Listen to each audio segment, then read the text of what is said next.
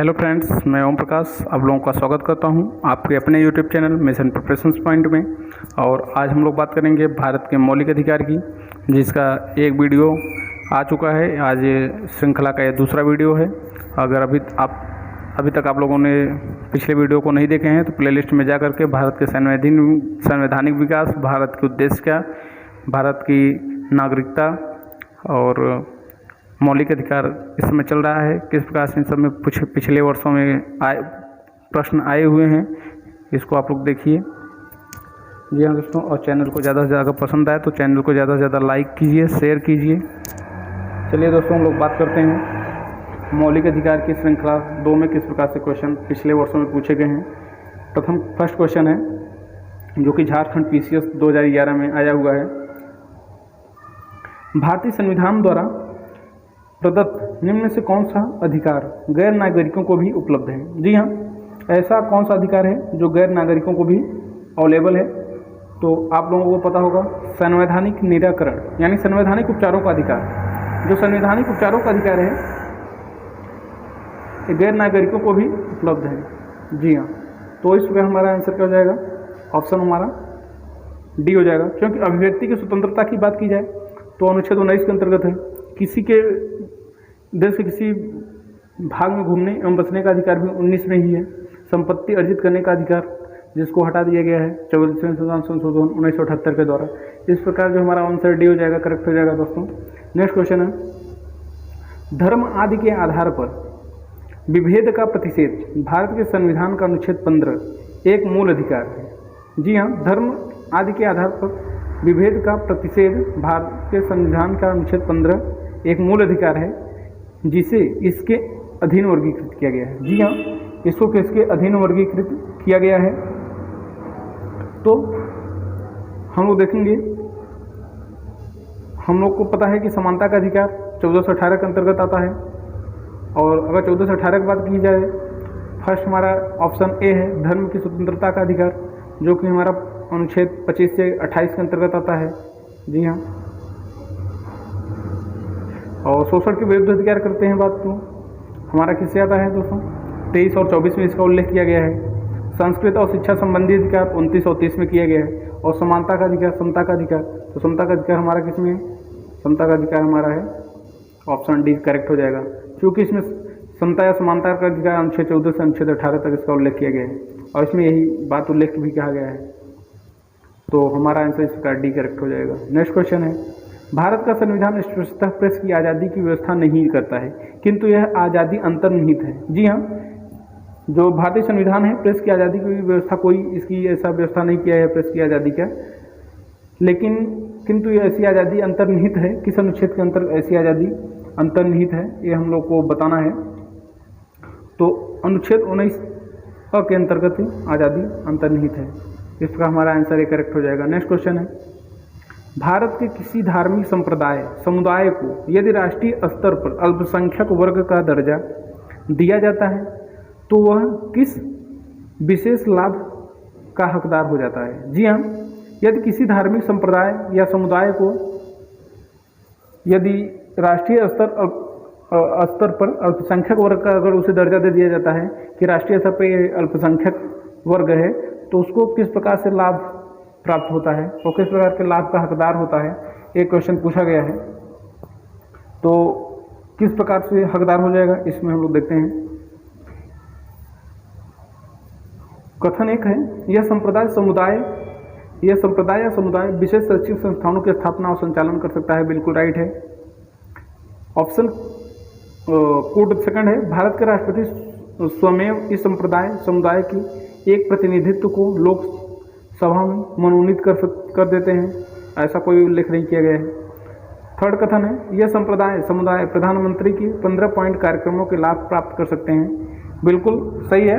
15 सूत्री कार्यक्रम है, इसके अंतर्गत तो प्रधानमंत्री के 15 पॉइंट कार्यक्रम के अंतर्गत लाभ प्राप्त कर सकते हैं। तो इस प्रकार हम लोग जो देखेंगे, हमारा जो कोट 1 है और कोट 3 सही है, जबकि कोट सेकंड हमारा गलत है। तो इस प्रकार हम लोग देखेंगे, हमारा जो आंसर होगा, आंसर नंबर हमारा सी करेक्ट हो जाएगा।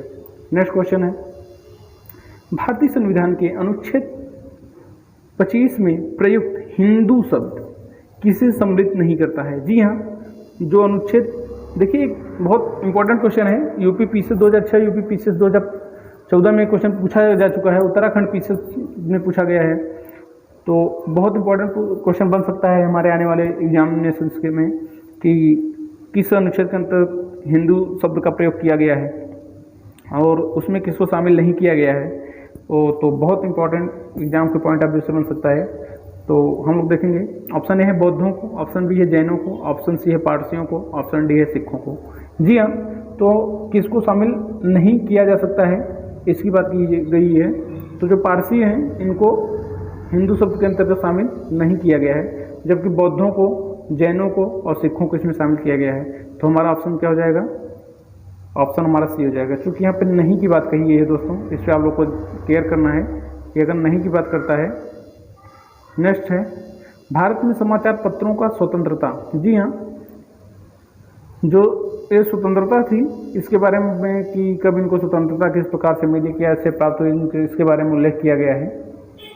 तो एक क्वेश्चन बनता है जो कि IAS 1994 यूपी पीसीएस 2013 में क्वेश्चन आया हुआ है। तो आप लोग को बताना है इसका आंसर क्या होगा। जी हाँ, हम लोग देखेंगे संविधान का अनुच्छेद 19(1) में विशेष रूप से प्रतिबंधित है। बी है संविधान का अनुच्छेद 19(1) में प्रत्याभूत अभिव्यक्ति की व्यापक स्वतंत्रता में निहित है। सी है संविधान का अनुच्छेद 361 का उपबंधों द्वारा प्रत्याभूत है। और डी है देश में विधि के शासन के प्रवर्तन से ही उद्भूत होता है।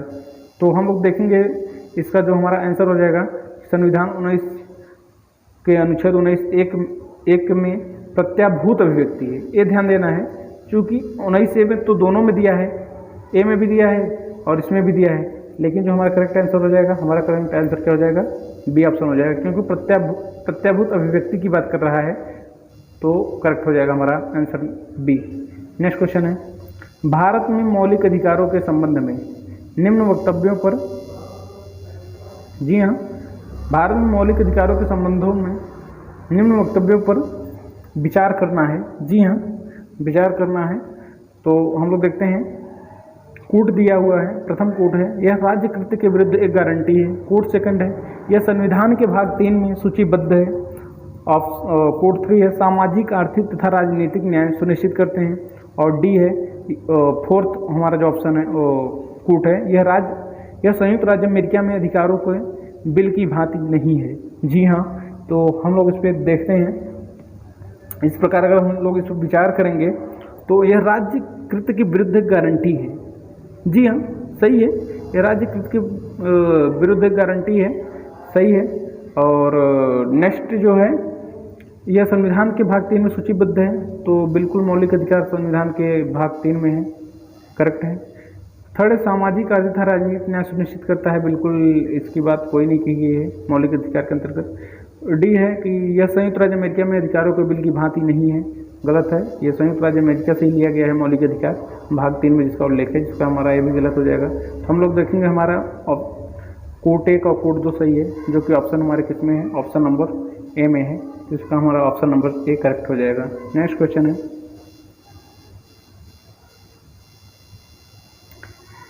निम्न में से कौन सा एक मूल अधिकार राष्ट्रीय आपातकाल में भी समाप्त या सीमित नहीं किया जा सकता है? जी हाँ, ऐसा कौन सा है? हम लोग ऑप्शन देखते हैं। ऑप्शन है देश के किसी भाग में निवास तथा बसने की स्वतंत्रता का अधिकार। ऑप्शन बी है व्यक्तिगत स्वतंत्रता तथा जीवन का अधिकार।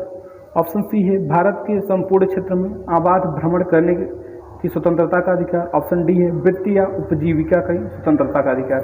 तो हम लोग अगर इसकी बात करते हैं कि कौन सा ऐसा मूल अधिकार है जो राष्ट्रीय आपातकाल में भी सीमित या समाप्त नहीं किया जा सकता है, तो कौन सा है हम लोग को इसको बताना है। तो व्यक्तिगत स्वतंत्रता तथा जीवन का अधिकार। जी हाँ, व्यक्तिगत स्वतंत्रता तथा जीवन का अधिकार, जो कि अनुच्छेद 21 के अंतर्गत इसका उल्लेख किया गया है, इसको समाप्त नहीं किया जा सकता है राष्ट्रीय आपातकाल के भी अंतर्गत। नेक्स्ट क्वेश्चन है, निम्न में से कौन सामाजिक अधिनियम नहीं है? जी हाँ, कौन सामाजिक अधिनियम नहीं है? ऑप्शन है मीसा, ऑप्शन बी है anti dowry act, option C है protection of civil rights act, option D है prevention of imperial traffic act. जी हाँ, बिल्कुल राइट है। मीसा जो है ये सामाजिक अधिनियम के अंतर्गत नहीं है। बाकी डावरी एक्ट भी है, protection of civil rights act भी है और prevention of imperial traffic act भी है। तो इस प्रकार हमारा आंसर एक करेक्ट हो जाएगा। नेक्स्ट क्वेश्चन है, निम्नलिखित कथनों को विचार कीजिए।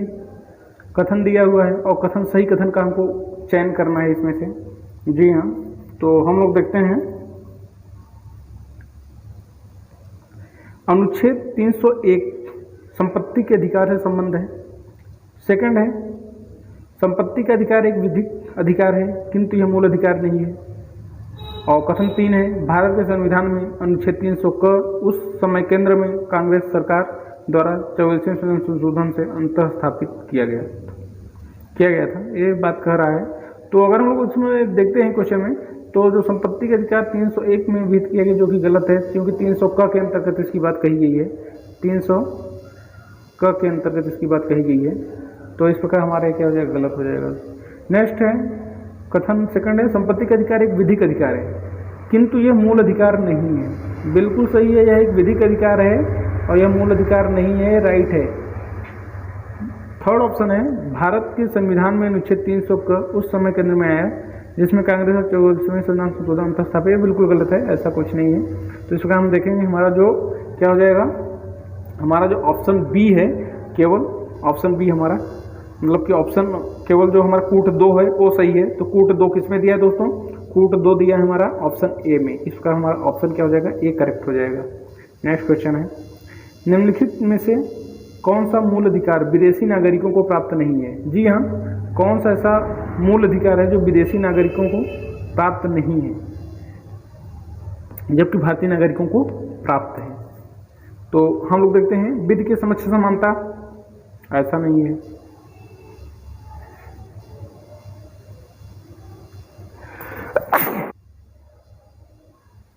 ऑप्शन सेकंड है अभिव्यक्ति की स्वतंत्रता का अधिकार, सी है प्राण एवं दैहिक स्वतंत्रता, और डी ऑप्शन है शोषण के विरुद्ध अधिकार। जी हाँ, मूल अधिकार विदेशी नागरिकों को प्राप्त नहीं है, यहाँ पे नहीं की बात कर रहा है। जो अभिव्यक्ति की स्वतंत्रता का अधिकार है इसका बात ये विदेशी नागरिकों को प्राप्त नहीं है, जबकि विधि के समक्ष समानता भी प्राप्त है, प्राण एवं दैहिक स्वतंत्रता भी प्राप्त है और शोषण के विरुद्ध अधिकार का भी अधिकार प्राप्त है। तो हमारा जो ऑप्शन क्या हो जाएगा, ऑप्शन विदेशी नागरिकों को प्राप्त कौन सा नहीं है, अभिव्यक्ति की स्वतंत्रता का अधिकार। हमारा बी आंसर क्या हो जाएगा दोस्तों, करेक्ट हो जाएगा। नेक्स्ट क्वेश्चन है, भारतीय नागरिकों के मौलिक अधिकारों का वर्णन। जी हाँ, जो मौलिक अधिकार है ये वर्णन जो किया गया है किसके अंतर्गत किया गया है, संविधान के अनुच्छेद 12 से 35 तक इसकी बात कही गई है, जो कि भाग 3 में संयुक्त राज्य अमेरिका से ग्रहण किया गया है। फोर्थ स्टेट या चतुर्थ स्तंभ क्या है। जी हाँ, हम लोग ऑप्शन देखे हैं, क्रिकेट टीम का 12वां खिलाड़ी, ऑप्शन बी है सड़क रेल और हवाई जहाज के अतिरिक्त यातायात का साधन, सी ऑप्शन है कृषि क्षेत्र की बड़ी सहकारिता संस्था, और डी ऑप्शन है प्रेस। जी हाँ, जो फोर्थ स्टेट की बात करें चतुर्थ स्तंभ की, जो कि प्रेस है, मीडिया, तो हमारा आंसर क्या हो जाएगा, डी करेक्ट हो जाएगा। नेक्स्ट क्वेश्चन है, जोखिम भरे उद्योगों में बाल श्रम का उपयोग निषिद्ध किया गया है। जी हाँ, अगर जोखिम भरे जो क्षेत्र होंगे उसमें बाल श्रम का उपयोग निषिद्ध किया गया है। ऑप्शन है भारत के संविधान द्वारा, ऑप्शन बी है 10 दिसंबर 1996 के सर्वोच्च न्यायालय के निर्णय द्वारा, ऑप्शन सी है संयुक्त राष्ट्र के चार्टर द्वारा, ऑप्शन डी है उपयुक्त सभी। जी हाँ, तो जो निषेध किया गया है ये सभी के द्वारा निषेध किया गया है, भारत के संविधान द्वारा भी, सर्वोच्च न्यायालय के निर्णय के द्वारा भी, 10 दिसंबर 1996 में जो निर्णय आया था उसके द्वारा, संयुक्त राष्ट्र चार्टर के द्वारा। इसका हमारा आंसर डी करेक्ट हो जाएगा। जो हमारा आंसर क्या हो जाएगा दोस्तों, हमारा आंसर डी करेक्ट हो जाएगा, बाल श्रम निषेध। नेक्स्ट क्वेश्चन है, भारतीय संविधान के अनुच्छेद 25 का संबंध किससे है। जी हाँ, अनुच्छेद 25 का संबंध की बात कही गई है। जो अनुच्छेद 25 है इसका संबंध किससे है, तो आप लोगों को दोस्तों पता है अनुच्छेद जो 25 है, अनुच्छेद 25 से 28 तक धर्म की स्वतंत्रता की बात कही गई है। तो इस प्रकार हम लोग देखेंगे जो हमारा आंसर क्या हो जाएगा, आंसर हमारा जो सी है ये बिल्कुल राइट है, अनुच्छेद 25, चूँकि धर्म की स्वतंत्रता 25 से 28 तक है। जी हाँ, धर्म की स्वतंत्रता की बात कही जाए तो 25 से 28 तक धर्म की स्वतंत्रता है, तो हमारा सही आंसर करेक्ट हो जाएगा। नेक्स्ट क्वेश्चन है, भारत के संविधान के 44वें संविधान संशोधन द्वारा निम्नलिखित में से किस अधिकार को मौलिक अधिकार की श्रेणी से हटा दिया गया है। जी हाँ, 44वें संविधान संशोधन के द्वारा जो हटाया गया था तो किसको हटाया गया था? आप लोगों को पता है जो संविधान संशोधन 1978 में हुआ था और उस समय पे जी बिल्कुल किसको हटाया गया था? संपत्ति के अधिकार को। हमारा आंसर सी करेक्ट हो जाएगा। नेक्स्ट क्वेश्चन है, भारतीय संविधान के निम्नलिखित अनुच्छेदों में से कौन सा एक लोक नियोजन में भारत के सभी नागरिकों को अवसर की समानता की प्रत्याभूति प्रदान करता है? जी हाँ, लोक नियोजन में अवसर की समानता कही जाए तो किसमें है? अनुच्छेद ऑप्शन है अनुच्छेद 15 में, ऑप्शन बी अनुच्छेद 16(1) और 16(2) में, ऑप्शन सी अनुच्छेद 16(3) में और ऑप्शन डी अनुच्छेद 16(3), 4 तथा 5 में। तो लोक नियोजन में भारत के सभी नागरिकों को समान अवसर प्रदान किया जाएगा। जो ऐसी बात कही गई है किसमें कही गई है? जी हाँ, तो आप लोगों को पता होगा अनुच्छेद 16(1) और 16(2) के अंतर्गत ये बात कही गई है। तो इस प्रकार से हमारा आंसर बी करेक्ट हो जाएगा। नेक्स्ट क्वेश्चन है, भारत में रहने वाला ब्रिटिश नागरिक दावा नहीं कर सकता है? जी हाँ, किसका दावा नहीं कर सकता है? ऑप्शन ए है व्यापार और व्यवसाय की स्वतंत्रता के अधिकार का, ऑप्शन बी है विधि के समक्ष समता के अधिकार का, ऑप्शन सी है जीवन और व्यक्तिगत स्वतंत्रता की सुरक्षा के अधिकार का, ऑप्शन डी है धर्म की स्वतंत्रता के अधिकार का। जी हाँ, बिल्कुल आप लोग इसको बताइए। तो जो ब्रिटिश का नागरिक हो वो दावा नहीं कर सकता है व्यापार और व्यवसाय की स्वतंत्रता के अधिकार का। ये ऐसा कोई अधिकार नहीं दिया गया है कि कोई भी ब्रिटिश नागरिक दावा नहीं कर सकता है कि हम व्यापार और व्यवसाय की स्वतंत्रता को उससे अधिकार प्रदान किया जाए। हमारा ये आंसर करेक्ट हो जाएगा। नेक्स्ट क्वेश्चन है, मौलिक अधिकारों के अंतर्गत कौन सा अनुच्छेद बच्चों के शोषण से संबंधित है? जी हाँ, बच्चों के शोषण से कौन सा अनुच्छेद संबंधित है? तो आप लोगों को पता होगा जो शोषण का बच्चों के शोषण की बात कर रहा है तो अनुच्छेद 24 बच्चों के शोषण से संबंधित है। नेक्स्ट क्वेश्चन हो जाएगा, भारत में अस्पृश्यता का निवारण निम्न में से किन उपायों द्वारा किया जा सकता है? जी हाँ, अस्पृश्यता का निवारण हम लोग कूट देखते हैं।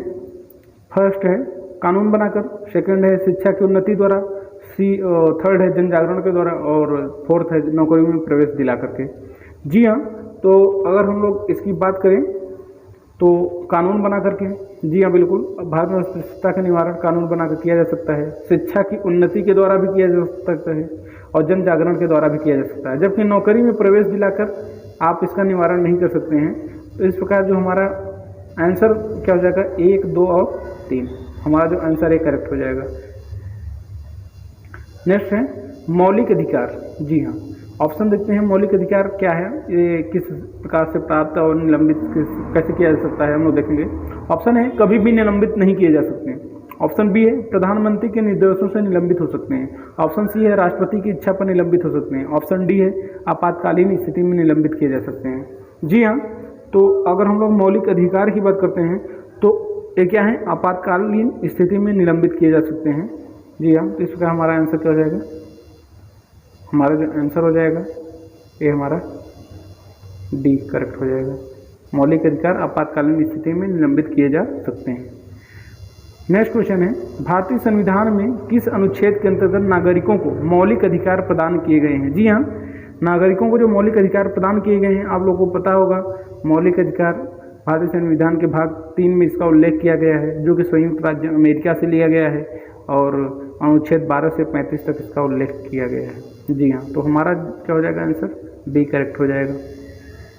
नेक्स्ट क्वेश्चन है, निम्नलिखित में से कौन से अधिकार भारतीय संविधान के अनुच्छेद 32 के अंतर्गत प्रवर्तित किए जा सकते हैं? जी हाँ, तो कौन से अधिकार हैं जो अनुच्छेद 32 के अंतर्गत प्रवर्तित किए जा सकते हैं? तो आप लोगों को पता होगा अनुच्छेद 32 की यहाँ पे चर्चा की जा रही है और मौलिक अधिकार दिया हो, हम लोग क्वेश्चन गलत करें तो बहुत गलत बात है। तो हम लोग क्या हो जाएगा आंसर बी अगर इसमें देखेंगे मौलिक अधिकार हो जाएगा, संवैधानिक अधिकार हो जाएगा और संवैधानिक अधिकार हो जाएगा, जो कि सभी दिया हुआ है इसमें। तो इसमें लेकिन हम लोग 32 की क्या बोल रहा है कि अनुच्छेद के अंदर प्रवर्तित किए जा सकते हैं। हाँ जी हाँ, बिल्कुल सही है, प्रवर्तित करने की जब बात करता है मौलिक अधिकार दिया है और हम लोग फिर गलत करें तो बहुत गलत बात। क्योंकि अधिकतर लोग देखेंगे संवैधानिक अधिकार, संवैधानिक अधिकार, इसमें थोड़ा कंफ्यूज होंगे, बट कंफ्यूज नहीं होना है हम लोगों को। इसमें सीधा बोला जा रहा है कि कौन सा अधिकार है जो भारतीय संविधान के अनुच्छेद 32 के अंतर्गत प्रवर्तित किए जा सकते हैं, तो मौलिक अधिकार है। इस प्रकार हमारा आंसर बी करेक्ट हो जाएगा। नेक्स्ट क्वेश्चन है दोस्तों, मद्रास राज्य बनाम चंपाकम दोरायराजन 1951 के मुकदमे में भारतीय सर्वोच्च न्यायालय के निर्णय के परिणाम स्वरूप निम्नलिखित में से किस मौलिक अधिकार को संशोधित किया गया? जी हाँ, जो एक केस आया हुआ था, मुकदमा आया था मद्रास राज्य बनाम चंपाकम दोरायराजन 1951 का, ये किसका परिणाम स्वरूप था, ये हम लोग को बताना है। तो जो परिणाम स्वरूप था, भेदभाव के विरुद्ध अधिकार। जी हाँ, ऑप्शन चूंकि अगर हम लोग देखते हैं विधि की समझ समानता का अधिकार, तो नहीं था। ऑप्शन सी है स्पष्टता के विरुद्ध अधिकार, इसके लिए भी नहीं था। ऑप्शन डी है विचार और व्यक्ति की स्वतंत्रता का अधिकार, इसके लिए भी नहीं था। तो हम लोग को सीधा क्वेश्चन ये याद रखना है कि अगर मद्रास राज्य बनाम चंपाकम दोरायराजन 1951 के केस की बात अगर उल्लेख किया गया है, तो हम लोग सीधा भेदभाव के विरुद्ध अधिकार पे लगाएंगे, जो कि यूपीएसआई के पॉइंट ऑफ व्यू से वेरी इंपॉर्टेंट क्वेश्चन है। आप लोग दोस्तों इसको नोट कर लीजिएगा, क्योंकि यूपीएसआई में केस से रिलेटेड बहुत सारे क्वेश्चन पुटअप किए जाते हैं। तो इस प्रकार हमारा आंसर भी करेक्ट हो जाएगा। नेक्स्ट क्वेश्चन है, जो कि हमारी इस वीडियो का लास्ट क्वेश्चन है, आप लोग इसका आंसर बताएंगे। भारतीय संविधान के निम्नलिखित अनुच्छेदों में से कौन विधायन सत्ता पर पूर्ण नियंत्रण लगाता है? जी हाँ, विधान सत्ता पर पूर्ण नियंत्रण जो लगाया गया है, ये किसके द्वारा लगाया जाता है, ये आप लोग को बताना है। तो इसकी अगर हम लोग बात करें तो अनुच्छेद 14 क्या होता है कि विधायन सत्ता पर पूर्ण नियंत्रण लगाता है। भारतीय संविधान में इसका उल्लेख किया गया अनुच्छेद 14 में।